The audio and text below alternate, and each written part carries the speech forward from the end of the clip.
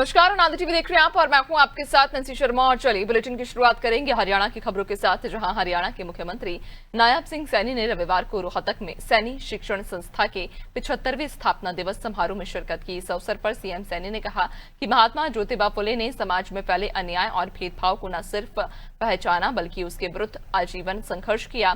सैनी समाज भी इसी दिशा में सतत प्रयासरत है। मुख्यमंत्री नायब सिंह सैनी ने संस्था में महात्मा ज्योतिबा फुले शिक्षा सदन का लोकार्पण और सैनी पब्लिक स्कूल के नए भवन का शिलान्यास भी किया।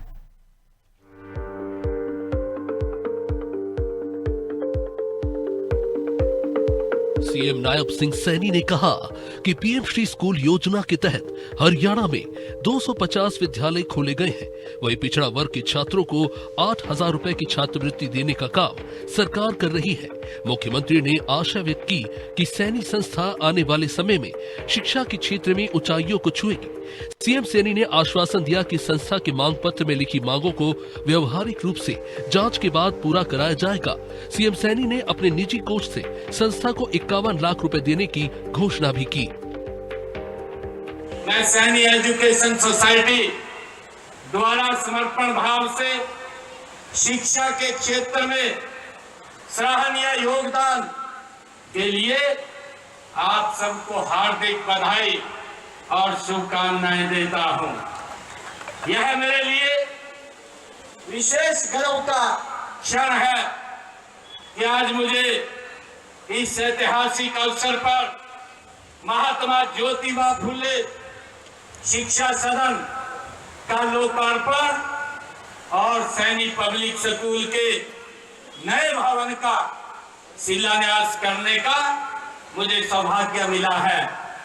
इन भवनों में सोसाइटी के स्वर्णिम इतिहास में एक नया ये अध्याय और जुड़ रहा है। ये हमारे लिए बहुत ही गर्व की बात है।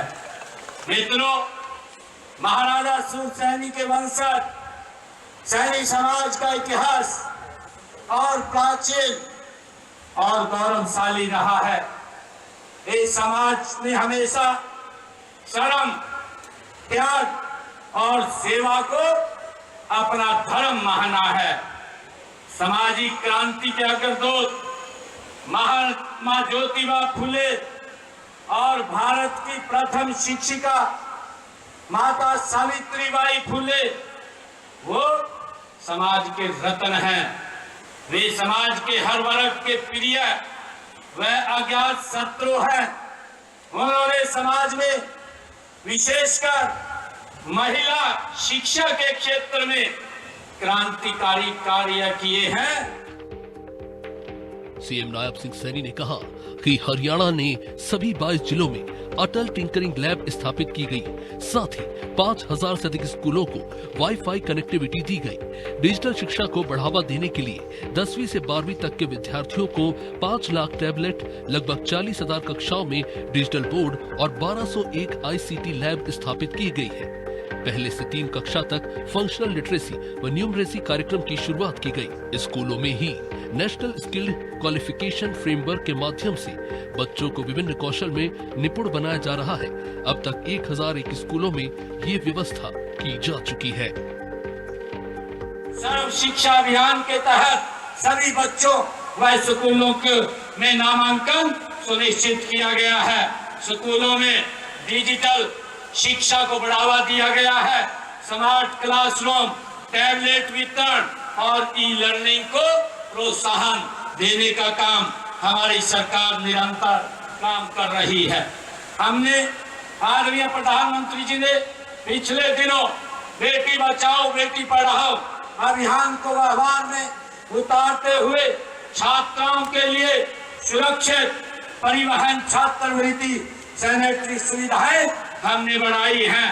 हम आने वाले समय में हरियाणा को शिक्षा के क्षेत्र में अग्रणी राज्य बनाने के लिए हमारी सरकार प्रतिबद्ध है।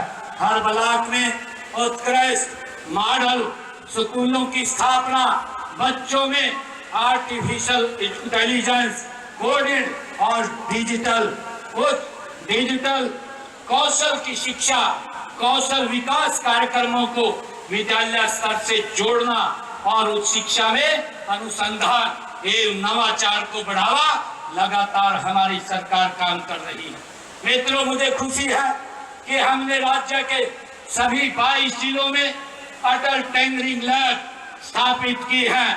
5,000 से अधिक स्कूलों को वाईफाई कनेक्टिविटी से हमने जोड़ने का काम किया है। हमने डिजिटल शिक्षा को बढ़ावा देने के लिए 10वीं 12वीं के विद्यार्थियों को 5 लाख टैबलेट, लगभग 40,000 कक्षाओं में डिजिटल बोर्ड और 1021 ICT लैब हमने स्थापित किए हैं। और हरियाणा के मुख्यमंत्री नायब सिंह सैनी पानीपत के सेवा साधना और ग्राम विकास केंद्र समालखा पहुंचे, जहां सीएम सैनी ने यहां लघु उद्योग भारती के उद्यमी सम्मेलन में शिरकत की और देश भर से पधारे 2,500 उद्यमियों से रूबरू हुए। सीएम सैनी ने लघु कुटीर उद्योगों के प्रतिनिधियों के साथ संवाद किया। आत्मनिर्भर भारत बनाने की दिशा में हरियाणा और हरियाणा वासियों के योगदान पर चर्चा की। समालखा के पट्टी कल्याणा गांव में स्थित सेवा साधना और ग्राम विकास केंद्र में आयोजित इस 3 दिवसीय सम्मेलन में उद्यमियों ने वर्तमान वैश्विक परिस्थितियों और उद्योगों को चलाने में आने वाली कठिनाइयों पर चर्चा की और प्रस्ताव बनाकर भी दिया। प्रधानमंत्री नरेंद्र मोदी के आत्मनिर्भर भारत के मिशन को लेकर आयोजित इस कार्यक्रम में कई विषयों पर विमर्श हुआ। हमारे राष्ट्रीय अभियानों की सफलता में लघु उद्योग भारती की भूमिका ये सर्वोपरि है। हरियाणा सरकार भी इन अभियानों में सक्रिय भूमिका में योगदान दे रही है।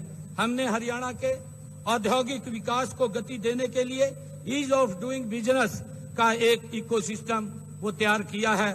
हमारी सरकार ने उद्योगों से जुड़ी कई लंबी समस्याओं का समाधान कर प्रदेश में औद्योगिक वातावरण का निर्माण ये किया है।